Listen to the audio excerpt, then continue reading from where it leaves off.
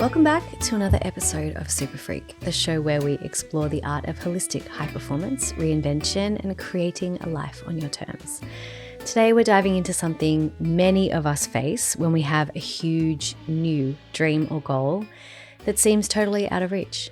You've got this big vision in mind, but you're stuck because, you don't know where to start or what to do next, or if it's even possible. And you've heard me speak about how sometimes we decide that we don't know what we want because we don't know how we're going to get it, and we need to dream in isolation. And then after we dream in isolation and confess or admit or acknowledge this is what I want, this is what can come up, but I don't know how. So if you're feeling overwhelmed or paralyzed by a goal that feels impossible right now, this episode is for you. I'll be breaking down how to get unstuck, how to take meaningful action, how to keep moving forward even when you have no clue what the next step should be. Big, wild, impossible dreams are built one step at a time, and I'm here to show you how to get started when the path ahead feels a little bit blurry.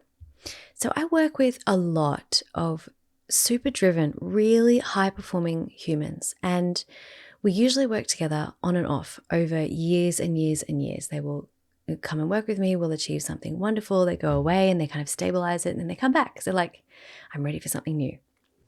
When you achieve big goals, contrary to popular belief, or maybe what we might assume happens, because I know for a lot of us, and this happened to me too, really early on in my, learning how to coach myself and be coached and really go for big goals, like in my own personal journey.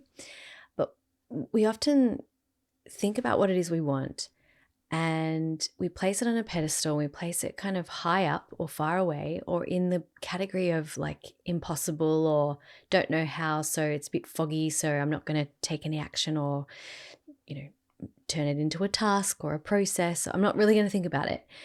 Or I'm getting close to it, so I might just slow down a bit because I don't know what's next. That happens all the time. And contrary to this popular belief, I suppose, when you achieve your big goals, you don't typically just, self-combust or climb down the other side of the mountain and go back to your life the way that it was before. Well, especially not if you've done it in a sustainable kind of a way. I know that some people do actually hit really high highs and then they have to come down the other side of the mountain because it's totally unsustainable. We're not talking about that. We're talking about like when you go for something and you, in the process, become who it is that you need to be in order to achieve it, and you walk over the finish line a new person, like more you than you've ever been.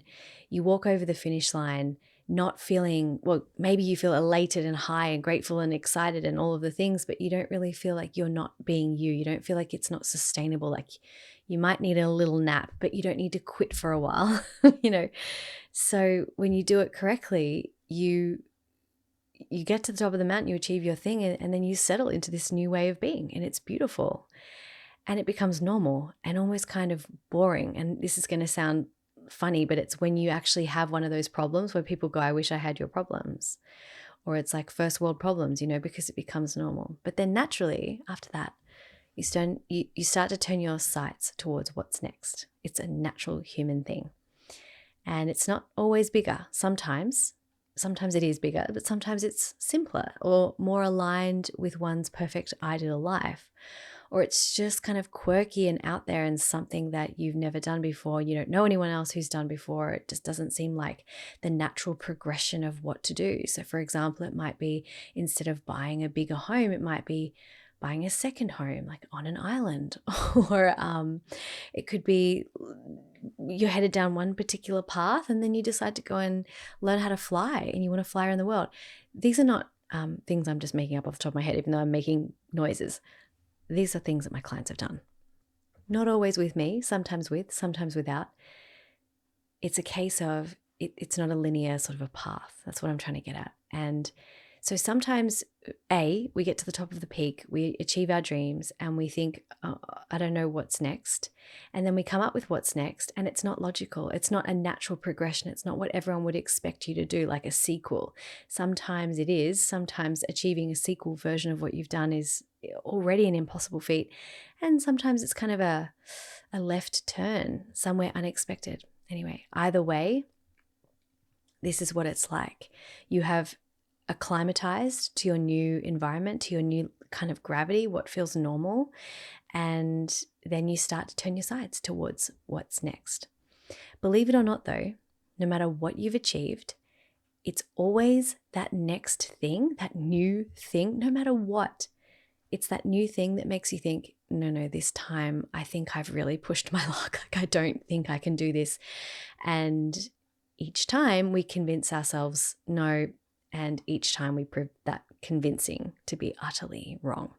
Now, after many years of helping people see that and helping people through that, and see that it's perfectly safe to make these things even more suited to you and to keep going and to keep, unraveling this life. I have 5 things that I want to share with you today about how to think in this situation, how to make it work for you, and how to really stay on your game when you're in a situation where there's no map. You don't know what you're supposed to be doing. You might not have a lot of people around you who understand even or know what you're doing or who believe in you. And you are determined to continue. And you might even be wondering, is it okay if I can do this? Like, is it all right? Am I allowed? Of course, the answer is yes, but these are the things that come up. So there's 5 things. This is hopefully going to be a pretty short episode. They are: number 1, check what league you're playing in. Number 2, emergence strategy. Number 3, when you don't know what to do, it's because, and I'll tell you at number 3. Number 4, understanding how to differentiate between the 3 types of fear. And number 5, releasing pressure by pushing out the goal. So let's get into it. Number 1, check what league you are playing in. Don't take advice from people who don't value what you value. Don't take advice from people who don't want to have the same lifestyle as you, alongside if it's lifestyle that you're looking for and you're looking to make more money, just be aware of who you're taking advice from. If the way that they're going about making the money or helping you make the money or growing the money or whatever doesn't line up with your values. I'm trying to think of a specific example, but really, what you value shows up in your strategy. What you value shows up in your decisions. What you value shows up in how you spend your time and your energy. So if you want to have an outcome that is sustainable for you, that actually lines up with you and feels more aligned with your perfect ideal life, then it's really important to make sure that you are listening to advice from people who value what you value. So this won't be new to you, but it is worth mentioning in this situation because I'm sure you've heard, don't take advice from the wrong people or people who don't get it. It's not new.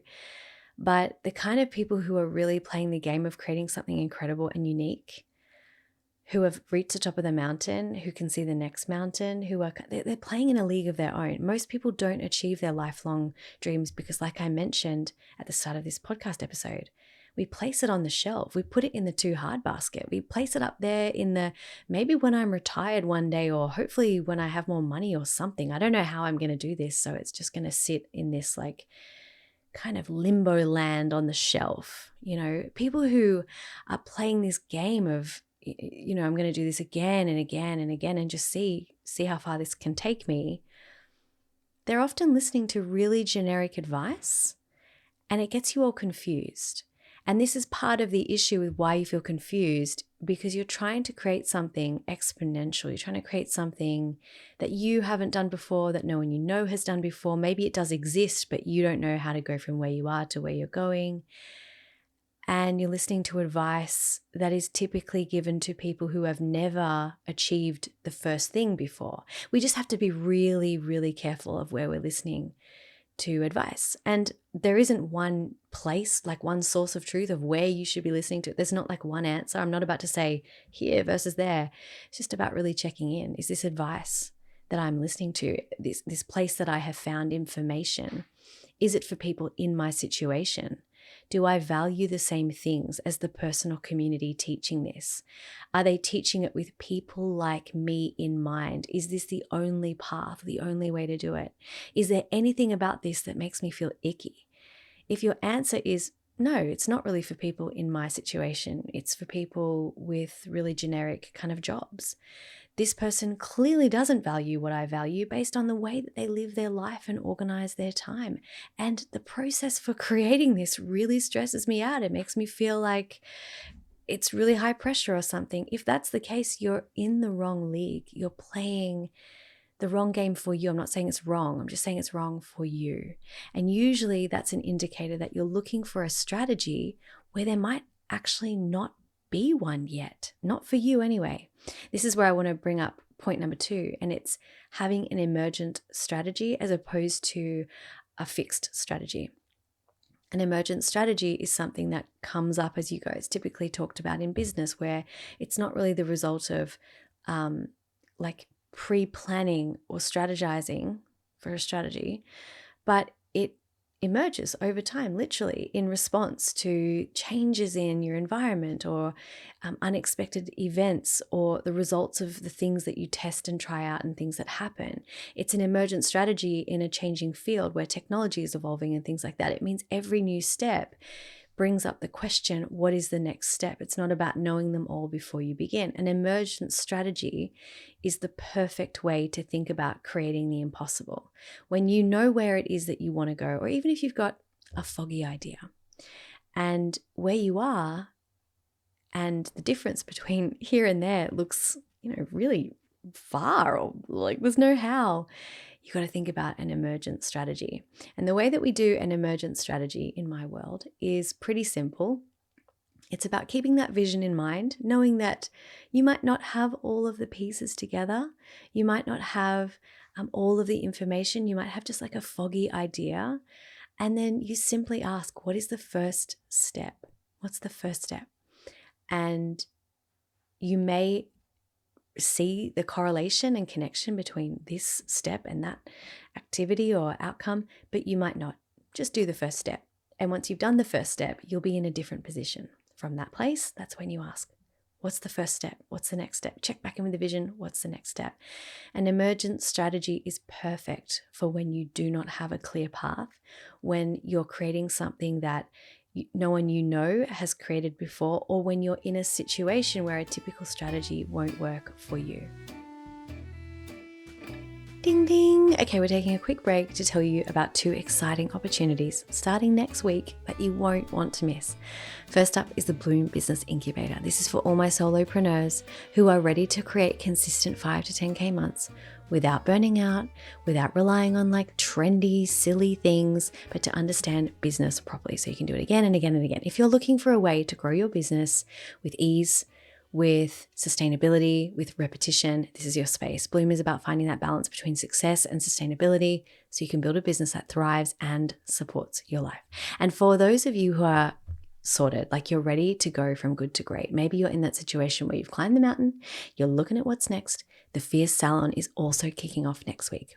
This is for high achievers who are ready to push past their limits and step into their full potential, blending slow living or slow business or slow whatever practices with high performance. You'll learn how to perform at your peak without the hustle and grind mentality so you can elevate your game while staying aligned with what truly matters to you, achieving things that you once probably thought were just impossible. Both programs are designed to help you flourish, whether you're looking to stabilize your income or completely transform how you approach your life or your work. We are starting next week. So if you're curious and ready to dive in, now is the time to act. So you can check out the links in the show notes to learn more, or DM me if you have any questions. Let's make this chapter, this next one of growth and momentum and sustainability. And, let's make it fun. So back to the episode. Number 3, when you don't know what to do, it's because you're not meant to know yet. You're not meant to know yet. You're meant to just be here where you are. So a lot of the time, like I mentioned, I work with super driven people.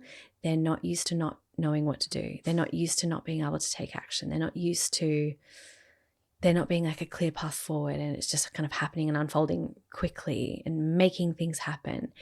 And sometimes the reason why we don't know what to do is because there is something else that we need to get in this moment, and we're not going to get it by focusing on how much we don't know.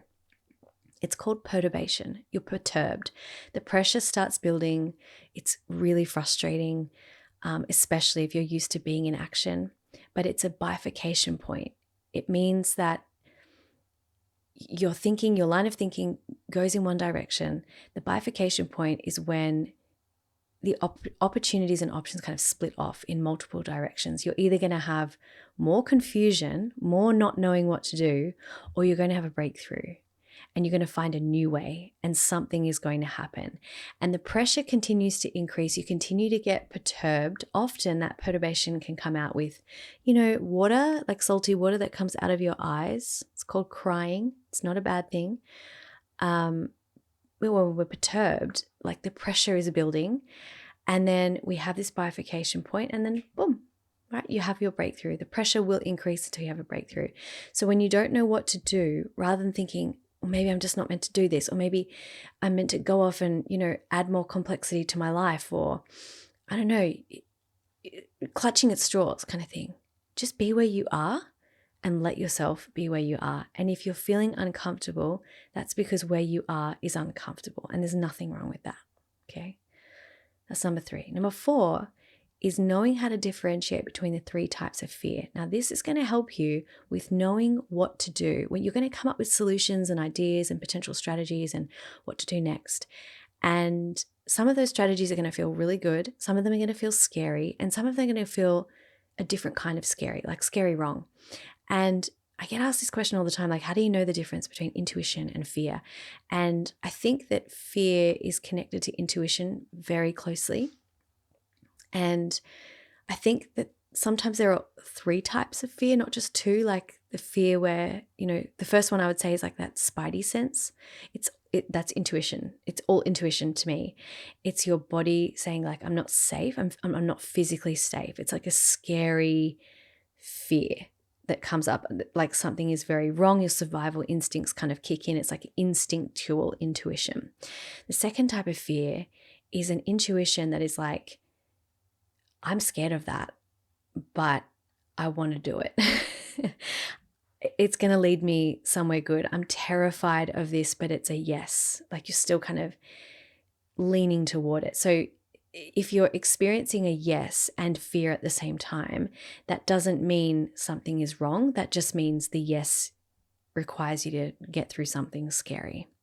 And the third type of fear is, it's a fear that does not feel good in your body. It's a fear that is saying, it's like a sad feeling of fear. It's like a grieving feeling of fear. It's like I don't like this. It's like a depressed feeling of fear. I mean, I don't mean that in terms of like mental health depression. I mean like a pushing down sense of fear. That's how I experience in my body. It's like your body is saying, no, that's not right.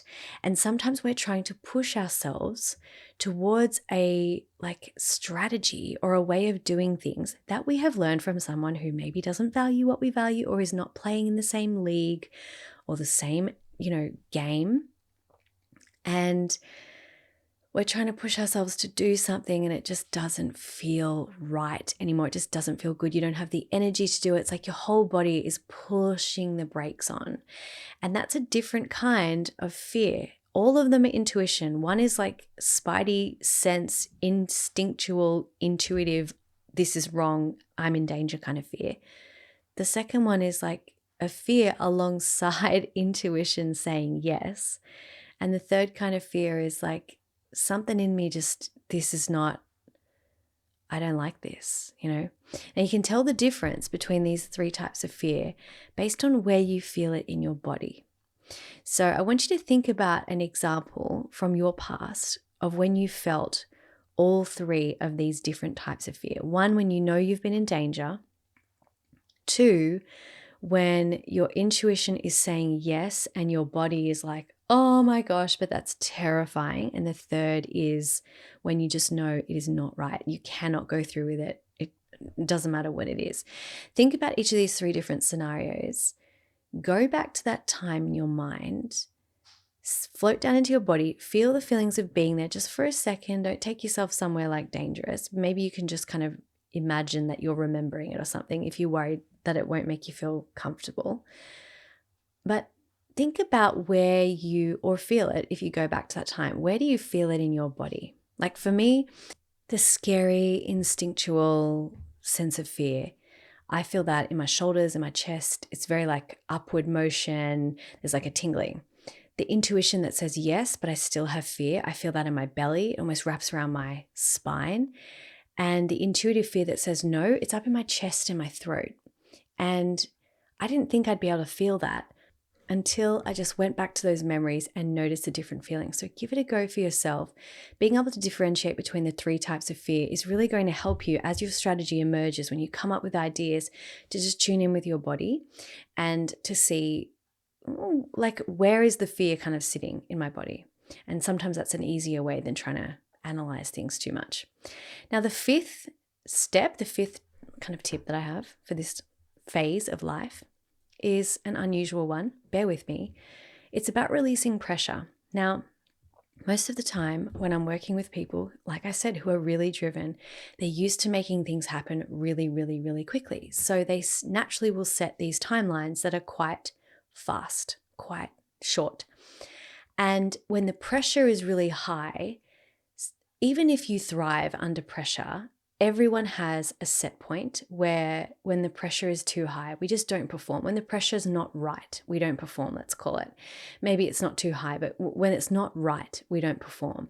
And sometimes, this combination of like, something doesn't feel right. I don't know what I'm supposed to be doing. I'm listening to maybe folks who are not in the same league as me, or maybe I'm listening to advice and I can't actually physically do what they're asking me to do and achieve this particular goal right now. Like, something is just not working. Oftentimes what's not working is the pressure for how quickly you're trying to get the result. And nobody likes hearing this because everybody wants everything to happen yesterday.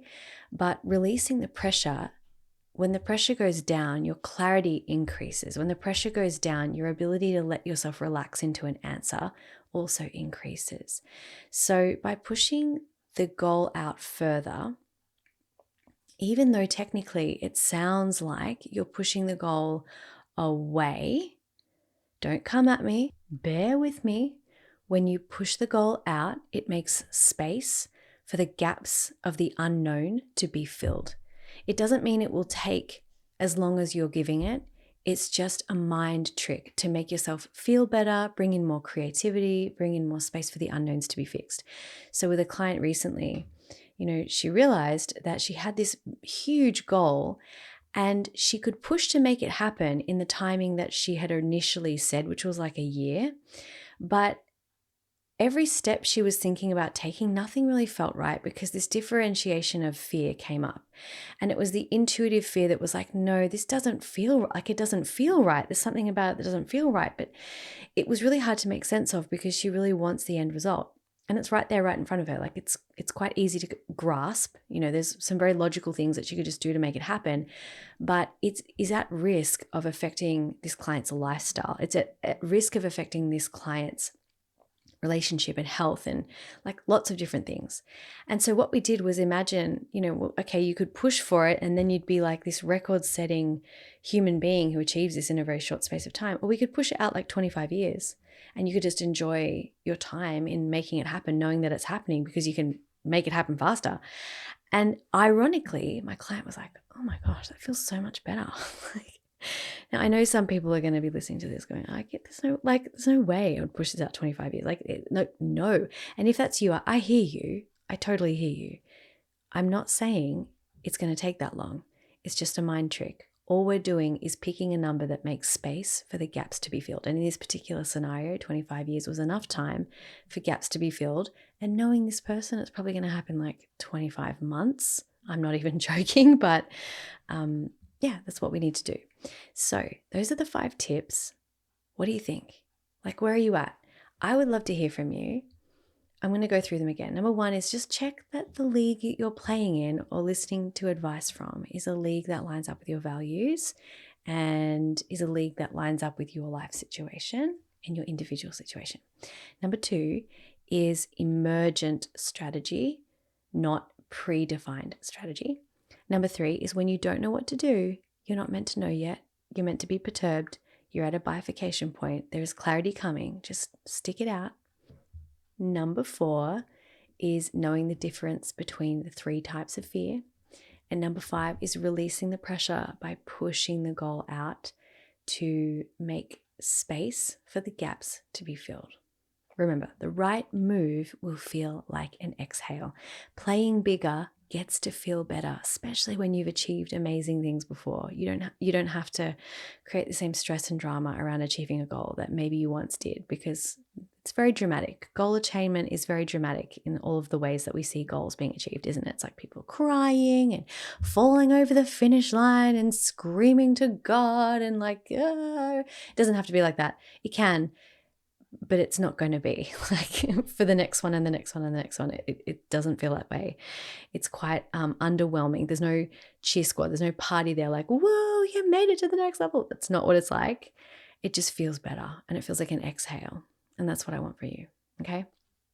So what you can do off the back of this episode is think to yourself, okay, what league am I playing in? Am I willing to let this strategy emerge, or am I clutching really tightly to looking around at what other people have done and it's not working, and that's why it's not working? Am I just trying to get out of discomfort by trying to avoid this perturbation? Do I know the difference in my body between the 3 types of fear, like the scary fear, my intuition saying yes, and my intuition saying no? And is this timeline that I've made up completely necessary? I'd love to know what you think. You can reply to me underneath or comment wherever you're listening to this podcast. You can reach out to me. I'd love to hear from you. Once again, thank you for listening. And remember, everything you want is so much closer than you think. So stay curious, stay open, and I'll see you in the next episode. Ciao for now.